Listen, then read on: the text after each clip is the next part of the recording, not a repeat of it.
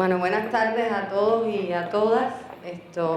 Juro que no me puse de acuerdo con el que me antecedió porque empezó con un asunto de música y acá yo empiezo también con una imagen que tiene que ver con una orquesta, porque realmente van a ver que lo que les voy a explicar, que es la manera en que hemos rehabilitado o estamos rehabilitando el centro histórico de la ciudad de La Habana, tiene mucho que ver con una orquesta. Es decir, partimos de la base de que debe existir una entidad o una organización que coordine y que dirija a una gran cantidad de actores para que aquello suene como una música y suene armoniosamente y no como ruidos dispersos cada uno por su lado.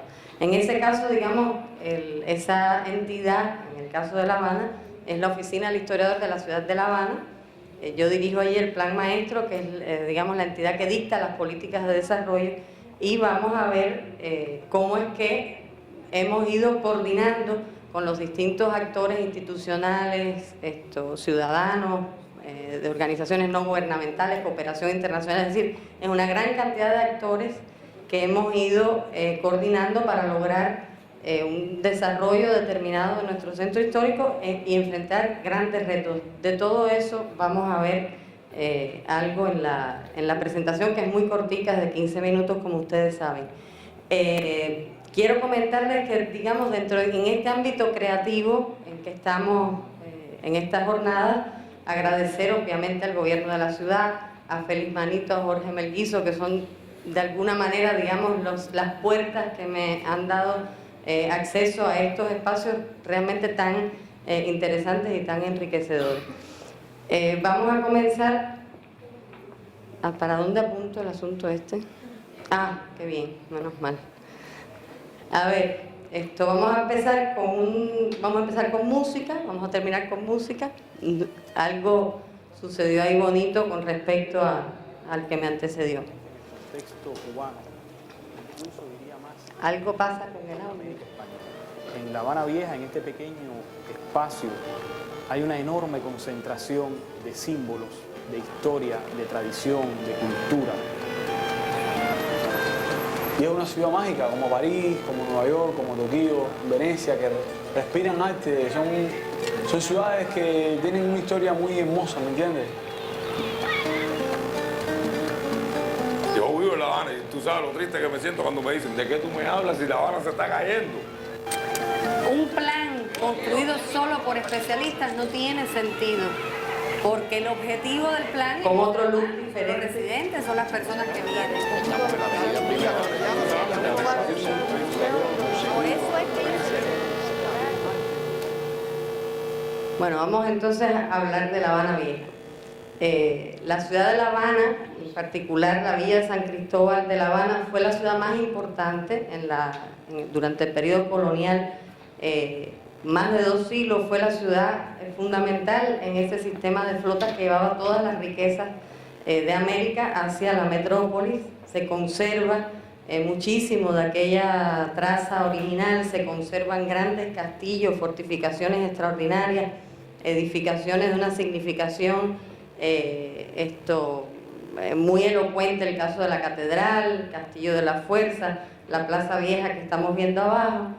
Y es en sí, digamos, un lugar, este centro histórico, de una riqueza que ha perdurado en algunos casos en estado de conservación bastante deteriorado, en algunos casos ha sido restaurado, retos a los cuales nos hemos enfrentado y nos seguimos enfrentando, y mientras mayores son los retos, mayor tiene que ser la creatividad con la cual ellos se enfrenten. Bueno, estos desafíos de la naturaleza, que son los más terribles, digamos, La Habana se transforma en determinados momentos en una especie de Venecia tropical o una especie de tsunami, etcétera, que llegan a arrancar árboles, o ese deterioro acumulado en muchas de esas edificaciones, que también es un reto gigantesco a enfrentar. Poder resolver todos estos problemas relacionados con el hábitat en sentido general, o digamos un patrimonio industrial que también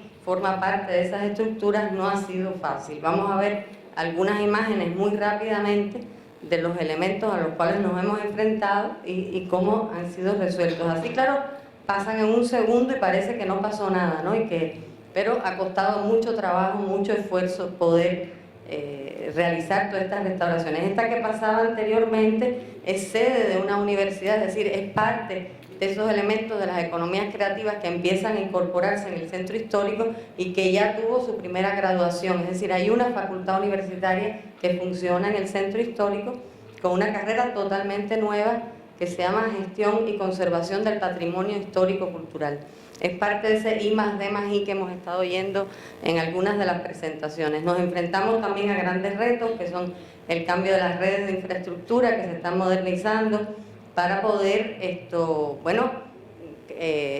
La Habana Vieja, como motor impulsor de la ciudad, se convierta en esa ciudad del siglo XXI a la cual aspiramos.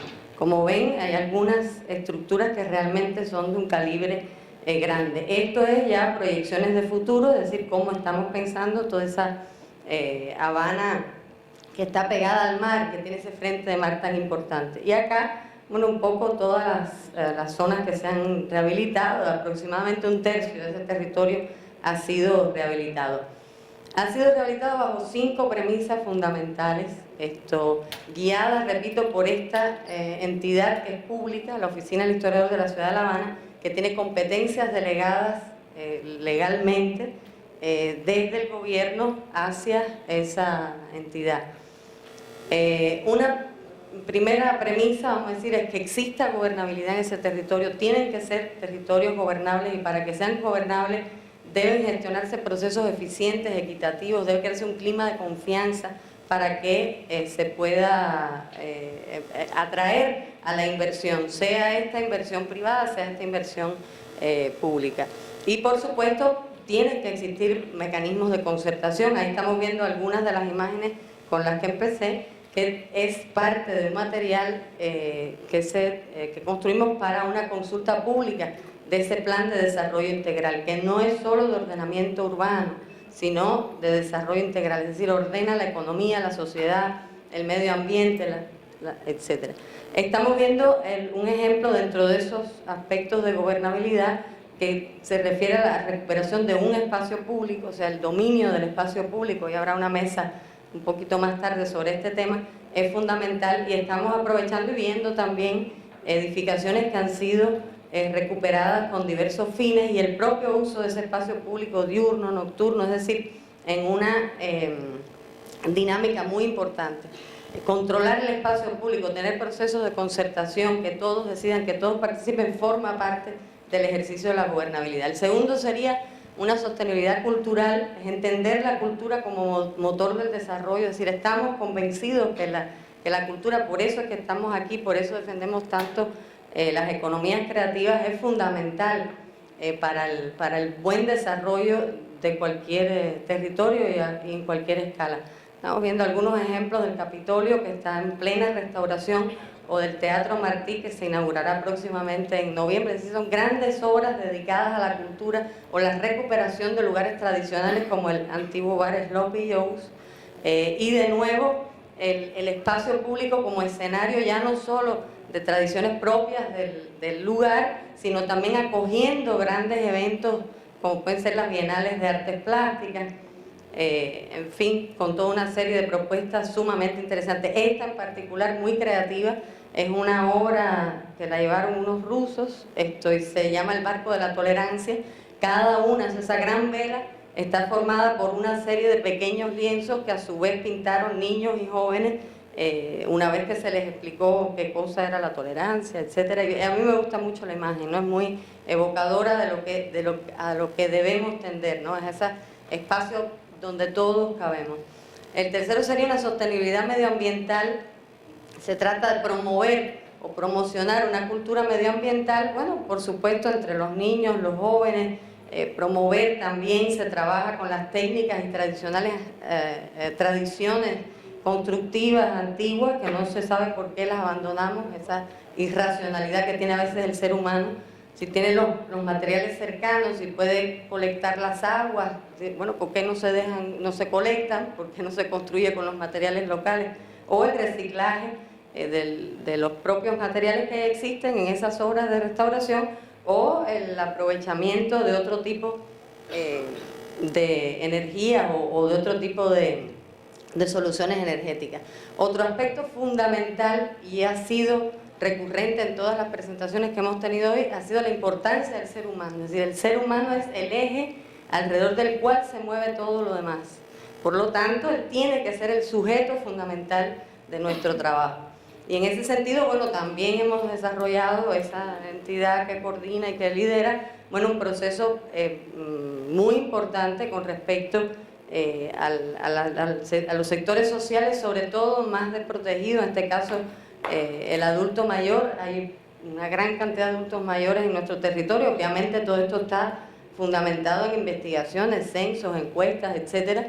Ahí estamos viendo viviendas protegidas para la tercera edad, que es un programa también muy novedoso, muy creativo en el escenario nuestro, ¿no? Tenemos varios ejemplos de proyectos que son como referencia nacional y se demuestra cada vez que sí se puede. Aquí estamos viendo otro tipo de viviendas que se han restaurado, guarderías, el trabajo con los niños, otra innovación. Es el caso, estamos viendo acá, sobre todo esta lámina de acá, el aula en el museo. Es decir, cuando hay que arreglar una escuela, los niños tienen que dar clase en algún lugar y la escuela hay que vaciarla de los niños, entonces van a los museos. Los museos abren espacios en su interior y acogen a los niños durante el tiempo que demore la recuperación de la escuela, o bueno, la creación de toda una serie de espacios para niños o la generación de empleos de oficios. Hoy nos explicaban este lugar en el que nos encontramos, que tiene una gran cantidad de talleres donde enseñan oficios, etc. Yo estaba recordando las escuelas de oficios nuestras y cómo podían adquirir la dimensión que veo que tiene el lugar donde nos encontramos. El otro aspecto es la sostenibilidad económica, y es el quinta premisa y última con la cual nosotros nos pronunciamos, que es el desarrollo de una economía local heterogénea y diversificada. Es decir, todo actor económico que sea capaz de intervenir para la recuperación del centro histórico, bienvenido sea. Estamos viendo un caso a la izquierda de una restauración hecha por el sector público y a la derecha un museo vivo, vamos a decir, es un salón de un estilista cuya restauración, bueno, acometió él como persona privada. Vamos a ver una serie de lugares restaurados con fines económicos por el centro, ¿sí? Por esta entidad pública, y vamos a ver también, son comercios, hoteles, gastronomía, etcétera. Bueno, hay datos que no vienen al caso, y cómo esas nuevas oportunidades de asociación con el sector público inciden en el territorio. Lo que vemos en azul son inmuebles recuperados por el sector público, y lo que vemos en rojo, inmuebles donde han incidido o de alguna manera ese sector privado brindando servicios de diverso tipo. Estas son ejemplos de restauraciones hechas por privados, es decir, no tienen nada que envidiar a las que hacemos nosotros mismos. Esta también, todas las que pasan ahora son hechas por el sector privado, que viene a sumarse a este proceso habiendo sido creado ese escenario. Se hacen obras de teatro, este es el lugar del estilista, que a su vez generó y se inspiró esa persona, que es un emprendedor, en el modelo de la propia oficina del historiador, en ese modelo público, creando en el barrio una sinergia, vamos a decir, una dinámica a partir de la creación de una pequeña escuela de peluquería y barbería. Es decir, con los recursos que él producía podía crear esa escuela, y eso, bueno, fue generando una cosa que se ensanchó mucho más, que hoy día se llama el proyecto Santo Ángel por Dentro. También ahí nos montamos nosotros como sector público a recuperar el espacio público, y se empiezan a insertar nuevos negocios en ese espacio público ya recuperado, y se ha creado un proyecto cuyas premisas fundamentales son esas: bueno, dinamizar el barrio, que haya participación, que haya bienestar, que haya cultura y sociedad, y todo lo están organizando ellos como entidad barrial. Es decir, tienen aspectos de índole cultural que están incorporando al barrio, todo organizado por ellos, aspectos de índole social, concertan los planes que hacen actividades con los jóvenes, fútbol sal, arreglan los lugares para poder desarrollar sus actividades deportivas, tienen museos, desarrollan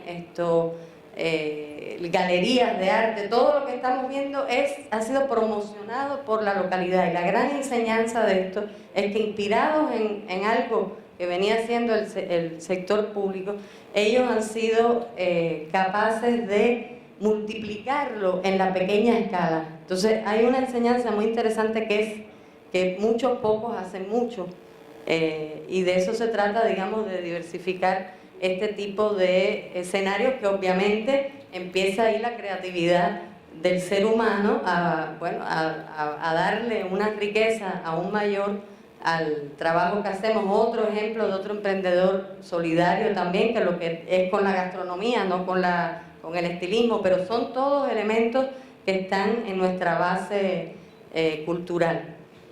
Y aquí los dejo ahora. Trataremos de llegar a la población por distintas vías, fundamentalmente por las reuniones, pero por otras vías también para recoger el criterio de la mayoría.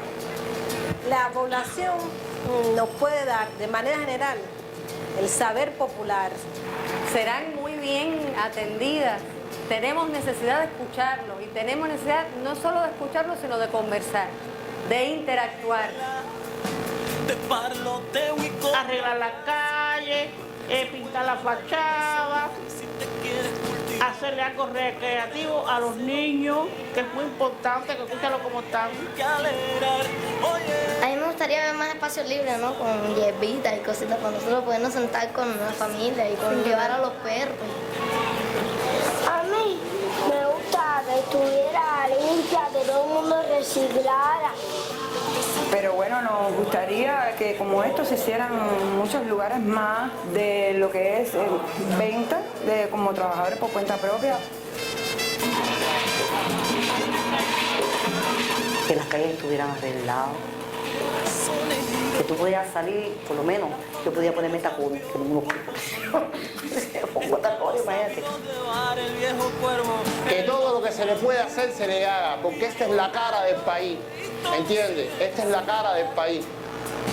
Porque nosotros somos los que podemos en un momento determinado arreglar nuestra propia ciudad, porque esta ciudad es la que hace nosotros. Esta es mi ciudad, tú sabes lo feliz que yo me siento cuando yo digo, soy de La Habana.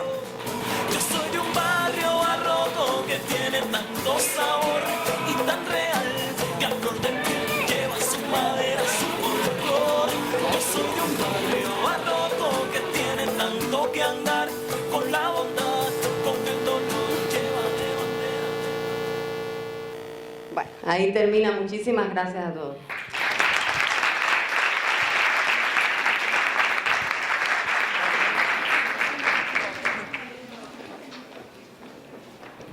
Bueno,